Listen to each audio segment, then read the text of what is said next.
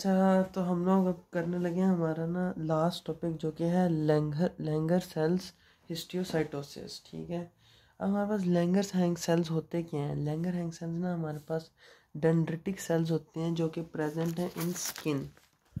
ठीक है, हमारे पास those dendritic cells which are present in skin. Langerhans cells, these are dendritic cells in skin। अच्छा, अब हमारे पास ना डेंड्रिटिक सेल्स क्या होते हैं। पहली बात तो ये भी मैं बताता चलूँ। हमारे पास ना ये ऐसे करके ना एक सेल है। ठीक है, जब भी बाहर से कोई फॉरेन पार्टिकल एंटीजन आ जाता है तो ये ना इसको इनगल्फ कर लेता है, अंदर खा लेता है। ठीक है, फॉरेन एंटीजन को इसने क्या किया, खा लिया। उसके बाद ये ना अपने ऊपर इसको प्रेजेंट कर लेता है। इसके ऊपर MH2 होता है, उसके ऊपर ना इसको प्रेजेंट कर देता है। ठीक है, ये क्या हमारे पास डेंड्रिटिक सेल है। इसने क्या किया, फॉरेन एंटीजन को इंगल्फ करके उसको अपने MHC1 2 मॉलिक्यूल के ऊपर एक्सप्रेस कर दिया, प्रेजेंट कर दिया, प्लेट में रख के दे दिया। किसको प्लेट में रख के दे दिया, टी सेल्स को। ठीक है, किसको दे दिया, टी सेल्स को। टी सेल्स इसका क्या करेंगे, टी सेल्स इसके अगेंस्ट हमारे पास बी सेल्स को एक्टिवेट करेंगे। ठीक है, तो ये एक किस्म की प्रेजेंटेशन कर रहा है टी सेल्स के लिए, किसकी, फॉरेन एंटीजन की।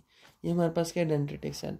अगर ये डेंड्रिटिक सेल हमारे पास स्किन में मौजूद हो तो उसको हम लोग क्या कह देते हैं, लैंगर हैंस सेल। ठीक है, लैंगर हैंस सेल। ये जो लैंगर हैंस सेल्स हैं, अगर ये हमारे पास बनते किससे हैं, मोनोसाइट से। मोनोसाइट से हमारे पास क्या बनते हैं, ये लैंगर हैंस सेल्स। ठीक है, मोनोसाइट से बनते हैं लैंगर हैंस सेल्स। अगर हमारे पास इनकी नियोप्लास्टिक प्रोलिफरेशन हो जाए तो हमारे पास पता है क्या हो जाता है, हमारे पास लैंगर हैंस सेल्स हिस्टियोसाइटोसिस हो जाती है। ठीक है, Langerhans cells histiocytosis. Neoplastic proliferation of Langerhans cells. What are Langerhans cells? The dendritic cells present in the skin. ठीक है, तो रीड कर लेते हैं।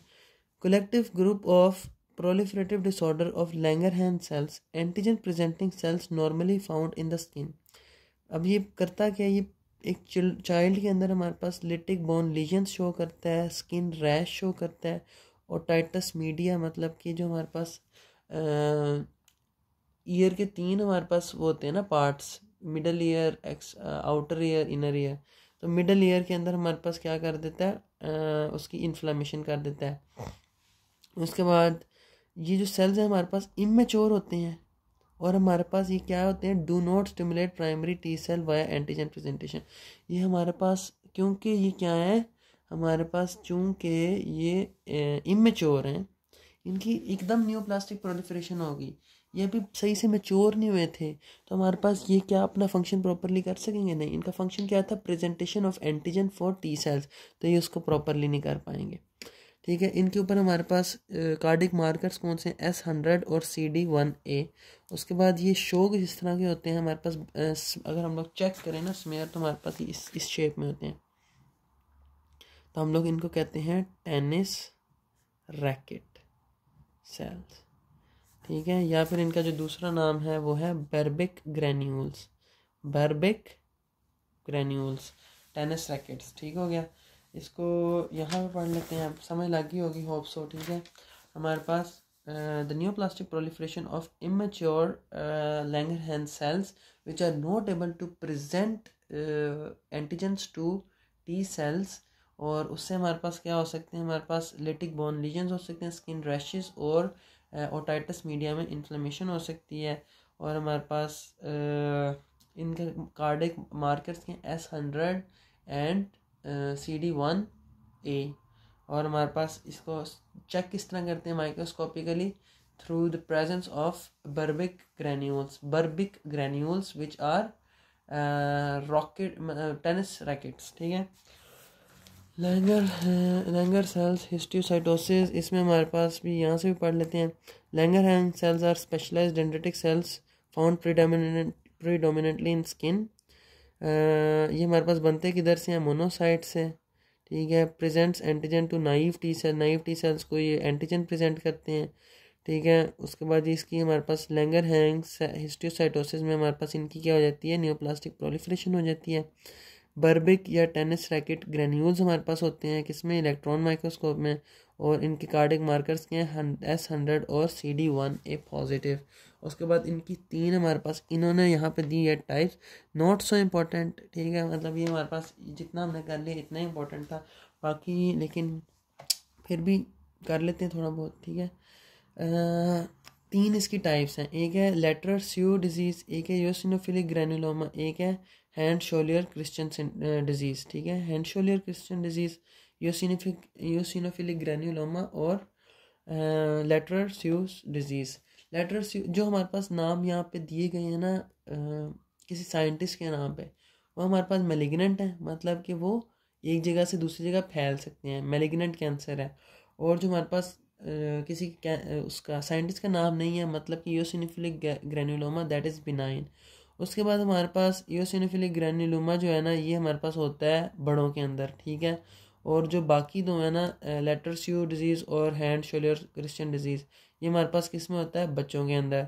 उसमें जो हमारे पास जिसमें 2 नाम है साइंटिस्ट के, लेटर स्यू, इसमें 2 नाम है, तो ये हमारे पास क्या होता है, 2 साल से कम बच्चों में होता है।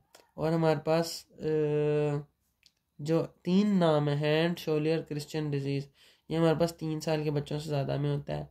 और हमारे पास योसिनोफिलिक ग्रैनुलोमा में क्या होती है, न्यूमरस योसिनोफिल्स देखे जाते हैं, नाम से पता चल रहा है, ठीक हो गया। तो बस ये काफ़ी है इतना याद करना, ठीक है। तो बस this is all you have to remember. जो याद रखने वाली चीज़ें हैं वो हैं बर्बरिक ग्रैन्यूल, मतलब बर्बरिक ग्रैन्यूल्स होते हैं, टेनिस रैकेट ग्रैन्यूल्स, कौन किसके, लैंगरहैंस सेल्स के, ठीक है। ये इनका काम क्या, antigen presentation to T cells, वो नहीं हो रहा। और हमारे पास इनके cardiac marker CD1A S100 positive. और उसके बाद हमारे पास इनके 3 टाइप्स हैं, लेटर स्यू और योसिनोफिलिक ग्रैनुलोमा और हैंड शोलियर क्रिश्चियन डिजीज़। तो बस that's enough, and that's enough for this chapter also. अब हम लोग कल से स्टार्ट करेंगे वेस्कुलर पैथोलॉजी, और गुड लक।